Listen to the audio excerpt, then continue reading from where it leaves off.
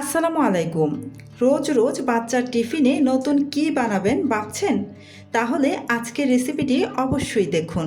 মাত্র 1 কাপ চিড়া দিয়ে এমন একটি হেলদি, টেস্টি আর ভীষণ সুস্বাদু টিফিন বানাবো যা একবার বানালে বারবার বানাতে ইচ্ছে করবে। এই টিফিনটি সকালের নাস্তা, স্কুল টিফিন বা বিকেলের নাস্তার জন্য একদম পারফেক্ট। প্রথমে একটি বাটির মধ্যে নিয়ে নিলাম মেজারমেন্ট কাপে মেপে 1 কাপ পরিমাণ চিড়া। এই চিড়াগুলোকে আমি বেশ কয়েকবার পানি পাল্টে পাল্টে ধুয়ে নেব। চিড়ার মধ্যে অনেক বেশি ময়লা থাকে, তাই এগুলোকে পানি দিয়ে ভেজানোর পূর্বেই কিন্তু তা পরিষ্কার করে নিয়ে নিতে হবে। আমি চিড়াগুলোকে বেশ ভালোভাবে পরিষ্কার করে তারপর মেজারমেন্ট কাপে মেপে চিড়াগুলো নিয়ে তারপর বেশ কয়েকবার পানি পাল্টে পাল্টে ধুয়ে নিচ্ছি। আপনারা দেখে নিশ্চয়ই বুঝতেই পারছেন। আমি বেশ 2 থেকে 3 বারের মতো পানি পাল্টে ধুয়ে নিয়েছি। আমি আবারও কিছুটা পানি দিয়ে চিড়াগুলোকে আরও ধুয়ে নিচ্ছি। যতক্ষণ না পর্যন্ত চিড়া থেকে একদম পরিষ্কার পানি বের না হবে ততক্ষণ পর্যন্ত আমি চিড়াগুলোকে ধুয়ে পরিষ্কার করে নিয়েছি আর পানিটা একদম নিংড়ে ফেলে দিয়েছি। তারপর ঢেকে রেখে দিচ্ছি প্রায় 30 মিনিটের মতো।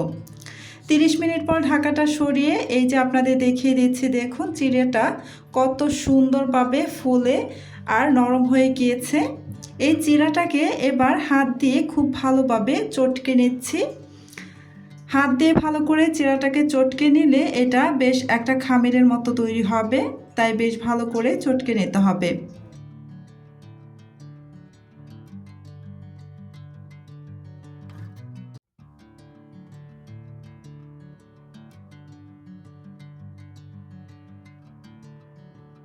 চিড়াটা খুব ভালোভাবে আমি চটকে নিয়েছি, একটা খামিরের মতো তৈরি হয়ে গিয়েছে। এবার এখানে দিয়ে দিচ্ছি সিদ্ধ করে ম্যাশ করে না আলু।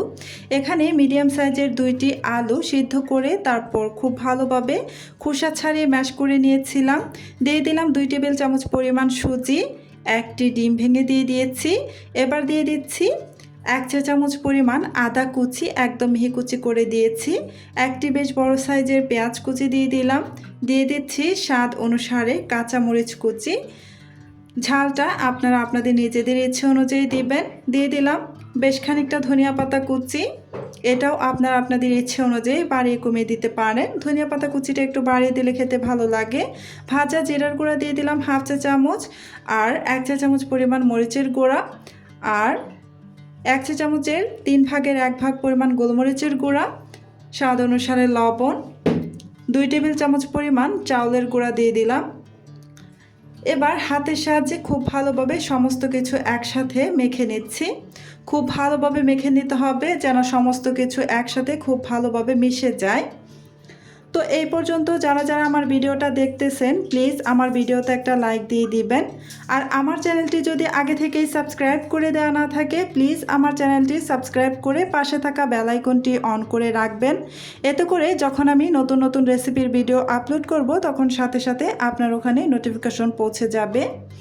এই তো আমি বেশ ভালো করে কিন্তু সমস্ত কিছু একসাথে মেখে নিচ্ছি।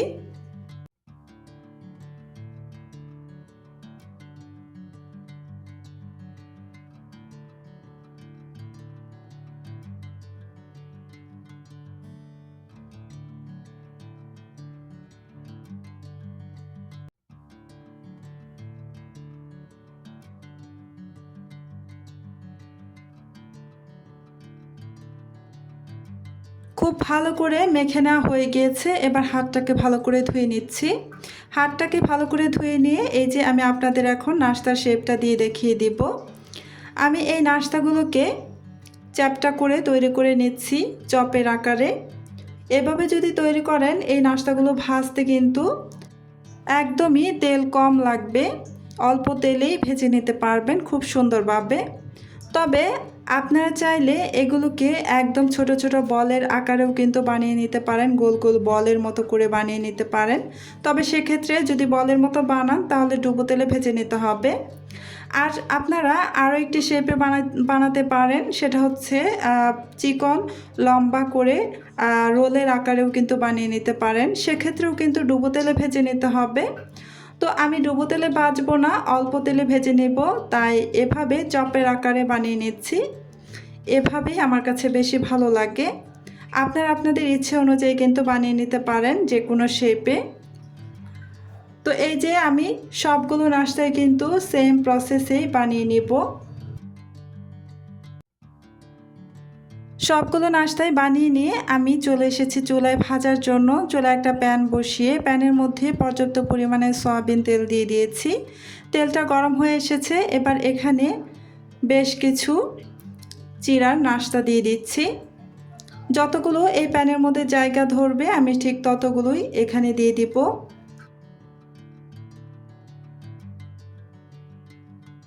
চুলার আঁচ একদম কমিয়ে রেখে তারপর কিন্তু এই নাস্তাগুলোকে ভেজে নিতে হবে।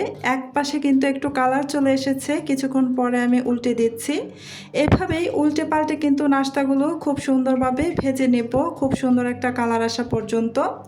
তো এই নাস্তাগুলো কিন্তু অবশ্যই একদম লো আঁচে রেখে তারপর ভেজে নেবেন, এতে করে কিন্তু উপরটা মুচমুচে হবে আর ভেতরে নরম থাকবে।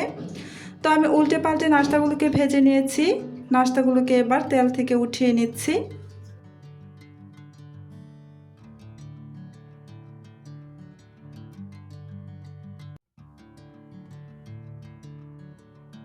সেমভাবে আমি বাকি নাস্তাগুলোকেও ভেজে নেব, সেই জন্য এখানে বাকি নাস্তাগুলোকেও দিয়ে দিচ্ছি এই তেলের মধ্যে। আমি কিন্তু আর তেল দিইনি, সেই অল্প তেলের মধ্যেই কিন্তু প্রথম ব্যাচ ভেজে নিয়ে দ্বিতীয় ব্যাচও ভেজে নিচ্ছি। তো এক পাশে কিন্তু হালকা কালার চলে এসেছে, তাই আমি উল্টে দিচ্ছি। চুলার আঁচ কিন্তু একদমই লো আঁচে থাকবে, শুরু থেকে শেষ পর্যন্ত চুলার আঁচ লোতে রেখে তারপর কিন্তু নাস্তাগুলোকে ভেজে নিতে হবে। চুলার আঁচ যদি বাড়িয়ে দিয়ে নাস্তাগুলো ভাজতে যান তাহলে কিন্তু এই নাস্তাগুলো খেতে বেশি ভালো লাগবে না। উপরটা হালকা ক্রিস্পি হবে যদি কম আঁচে দিয়ে নাস্তাগুলো ভাজেন, আর ভেতরটা হবে নরম। এই নাস্তাগুলো ভাজা হয়ে গিয়েছে, তাই নাস্তাগুলোকে উঠিয়ে নিচ্ছি।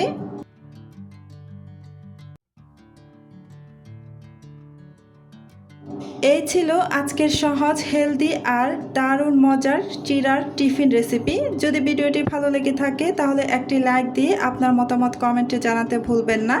আপনার একটি লাইক ও কমেন্ট আমাদের নতুন নতুন রেসিপি নিয়ে আসতে অনেক অনুপ্রেরণা দেয়। আর এমন সহজ ও সুস্বাদু রেসিপি নিয়মিত দেখতে এই চ্যানেলটি সাবস্ক্রাইব করে বেল আইকনটি অন করে রাখুন। আমি আপনাদের একটি নাস্তা ভেঙে দেখিয়ে দিচ্ছি কেমন হয়েছে ভেতরে।